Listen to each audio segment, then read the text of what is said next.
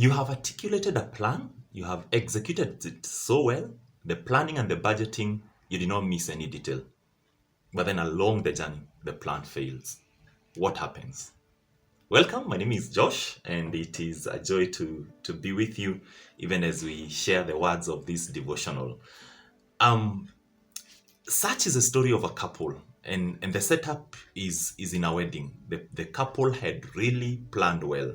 In fact, because the planning would take so much to execute, they had included their parents. Their parents were key wedding planners, so they needed to come together within that Jewish context and execute an excellent wedding, an excellent event that would have no shame in between. And they had even listed the number of guests that they wanted there. And for some reason, in that list of guests, Jesus, and not just Jesus, but Jesus and his buddies are part of the invited guests. So we have Jesus in it, we have the disciples in it, but we also have the mother of Jesus, and I believe a number of family members from the Jesus clan were also there. And like any other wedding in Africa, it is a joyous event. It's supposed to be a very, very happy event. Like any other event to the couple, it is a life-defining moment. Remember, this is the start of a lifelong union. So you cannot have it wrong. You need to get the best wedding planners. If not the best wedding planners, you can do it yourself if you trust yourself. You can sit with your spouse to be, with your wife to be, or your husband to be, and execute a plan.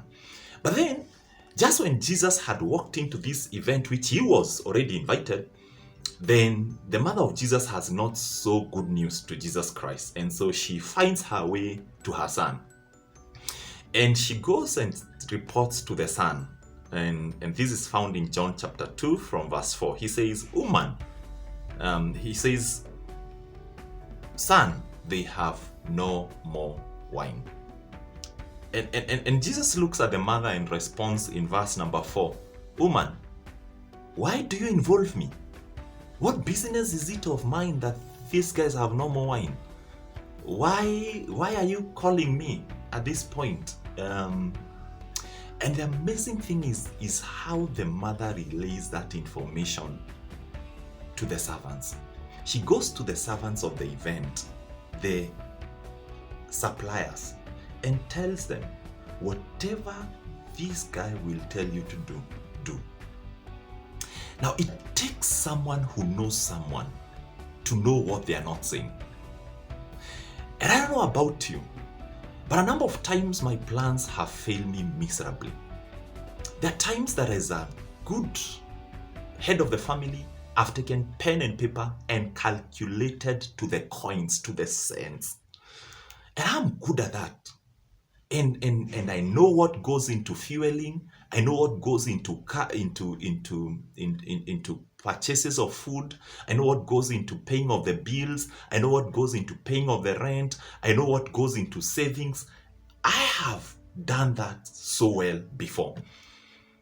As a leader of a ministry in my office, I have done good planning in terms of the things that I would expect to work out. Like let's say, for instance, last year we sat down, we planned with our teams and executed how this year would look like. But shock on us, COVID came. No, we hadn't planned for it. In this pandemic, we had not foreseen this. And I don't know where you are, but probably you've seen your plans go off the window. Maybe you're single, you had planned that by the age 30, you will have married, you'll have settled down in marriage, but then that did not work out. For some reason, the right person hasn't walked in. Or maybe they walked in and they left you with a torn heart. Now, it takes someone who knows someone to know what they are not saying. And this captures the words of the mother of Jesus. Jesus almost sounds rude when he's talking to the mother. He says, what business of mine is it, woman, that they have no more wine? And the mother relays a totally different kind of a message, almost like the broken telephone. He goes and tells the servants, whatever he tells you to do, do. And it's amazing because this then creates for us what we are to do in such a scenario. You have planned like this couple did. You have pulled your families together. You have pulled your key resource people together and done an articulation of a plan, a business plan, or even a saving plan, but then it fails you. What do? I believe it is in listening to the one who, though he may not speak audibly to you right now, but then he speaks in convicting tones to our hearts. And this is Jesus Christ. Anytime I've leaned my heart on him, he has never failed me. In such moments as a family, as a head of a family, as a man that I've called on God, he has never failed me. I am so excited that for some reason, the Lord has sheltered me, and that even in staying home, I haven't lacked. He's been able to supply. And why again? It's because I listen to the words of Jesus Christ. I listen to him even when he may not speak.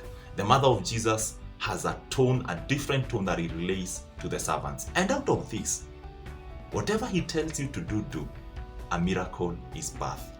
The Bible actually says that this was the first miracle that Jesus ever performed, turning water into wine. A supernatural event that would have taken so long for that conversion to happen takes event within few minutes. And this miracle is a miracle of provision. So Jesus' first miracle is one to cover a shame, but then number two is also a miracle of provision. I don't know where you are. I don't know what your concerns are. I don't know who you are that is watching me, but I'm here simply to encourage you. Whatever he tells you to do, do. Now, you cannot do what he tells you to do unless you know him, unless you know his voice. So if you've lost it with God, if you've lost it with Jesus Christ, I invite you, find a moment and interact with him and listen to him, because he will always tell you what you're to do, even in this situation. May the Lord bless you again, even as you experience his miracle in this very scene that we are in. Again, God bless you. May the Lord keep you in Jesus' name. Amen.